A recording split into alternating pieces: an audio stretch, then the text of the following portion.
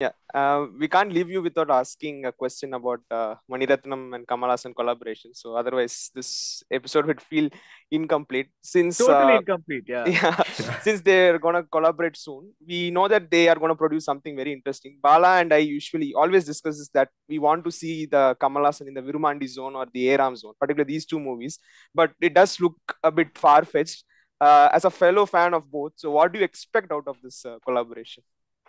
I expect a very interesting film and a very different film. That's all I'll say, because I don't know. Because the thing is, both of them are people who keep pushing the envelope in some way or the other.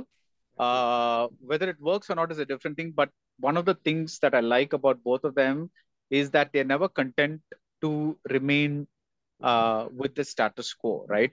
Uh, like like uh, like they always try to do something.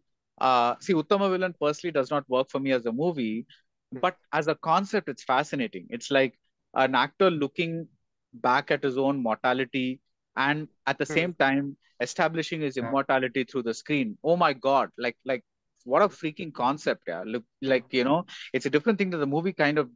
I don't know. I thought it went a bit all over the place.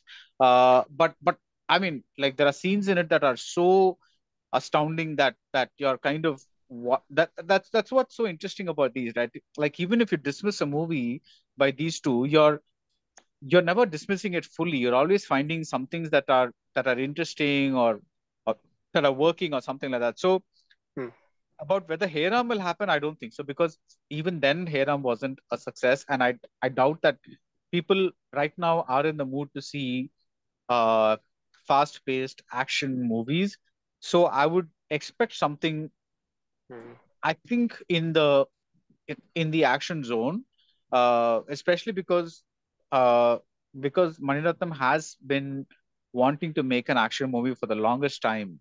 Uh, I think they even with the first time when Nayakan got made, if I'm remembering the story right, Maniratnam told Kamal Haasan, I have two options. One is like a James Bond time film, and the other one is the story of Varadaraja Mudaliar.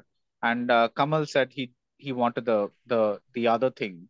Hmm. And Maniratnam has always kind of said that we've never made a proper action film. Like it's like as in the industry, Yeah. because we keep having to get into songs and sentiment and this and that and all that kind of stuff. So, but I think now they may try something like that. I really don't know what's happening though, because it, one of the it's tough enough to write a screenplay, but to kind of write the screenplay is going to be murder because the expectations are going to be so Hmm. high. Yeah. Yeah. I would hate Yeah. to be in Maniratnam's shoes. It'll be awesome.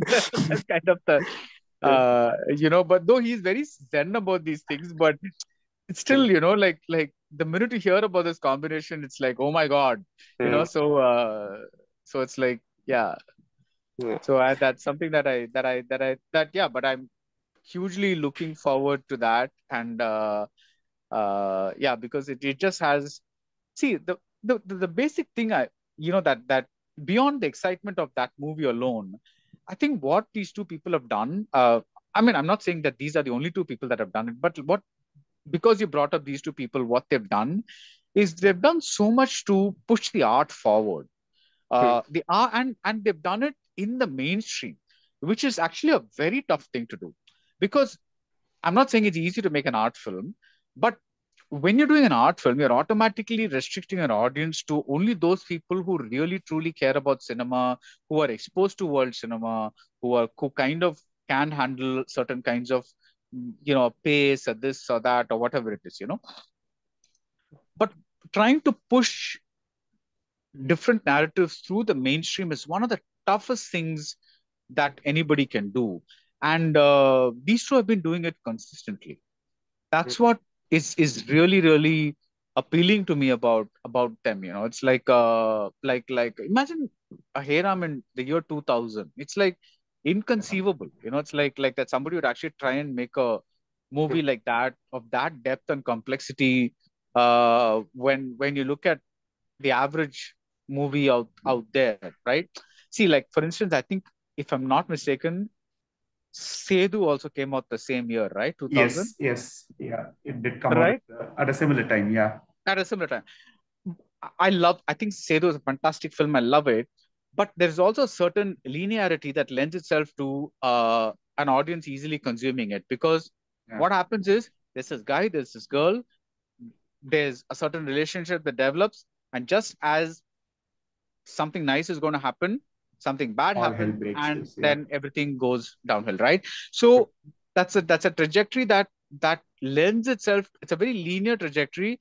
It's the movie's superbly affecting it. Everything that happens grabs you, and then and of course at that time Bala's sensibility was new, so every scene was so fresh. Everything was uh, so thing, and like you didn't expect to see the things that happened, you know. mm, uh but when you see Heram, it's almost like like like Kamal is dissolving the grammar of the Tamil film and then taking it, like reconstituting the DNA of that, because he's taking, there's symbolism, there's metaphor, there's an actual story of like that happened there. He's trying to kind of tell what Gandhi meant, and what actually, through the story of a mad person, or a person yeah, who's gone mad, he's trying to reflect on the madness of the time, of the era. It's you just can keep writing about the movie endlessly. yeah, It's like so I'm saying that that's what's really appealing to me when somebody does, which is why I really respect people like Vetrimaran or Ranjit or everybody, because they're working in the mainstream, and trying to make movies that are distinct, that are unique, that are kind of pushing forward, certain things. So that's man, that's the most difficult thing, because if you look at the average mainstream movie, they don't apply. They're just like, okay, the audience just basically wants to see the hero. They want to see like some stunts, some action, some this, some that, or whatever it is. But no, that's like a thing. So even when Maniratnam makes a Rajnikant movie, he makes he separates him from, see, a hero acting yeah, with two heroines is not a new thing. That's happened in many Rajni movies, and one of them gets the hero. But here, the actual heroine that he loves goes away from him, and he is forced to marry, or the widow of the man that he murdered. I'm like in a Rajnikant movie. Like 9 out of 10 directors won't even go into that territory, yeah, because that was a time when heroines were expected to be virgins and things like that. Like that this is a woman with a child, and like she's kind of thing, and she is also the wife of the man that he murdered. So there's like this odd thing coming into a Rajni movie which you never find in a Rajni movie. And there's no reason, Maniratnam would have probably had a success twice as big, had he followed certain Rajiniisms and pretty much done a stylish job on that, because that's basically, you could have told Santosh Shivan, dude, let's just freak out with the camera work and this and that and all that kind of stuff, and do an Agni Nachitram, but age appropriate for Rajni, and make his fans whistle or whatever. But he went deep into some other zone. So within the mainstream, making difficult films, which is like what Sridhar did, which is what K. Balachandar did, which is like, by difficult, I don't mean uh, unwatchable.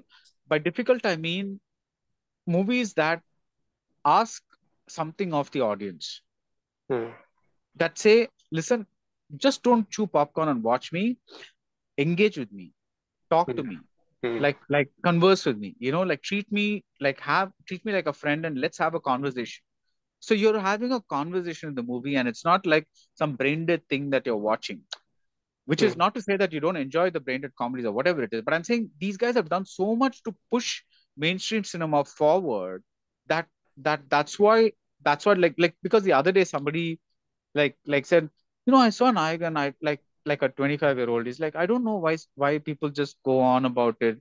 But then the context and the time that it appeared also matters, right? It's like today somebody could look at Balachandra or Sridhar and say, no, I don't understand what's so great about them. It's like they're basic melodramas or something like that. But what is the situation that they appear? What is the time period that they appeared in? It's like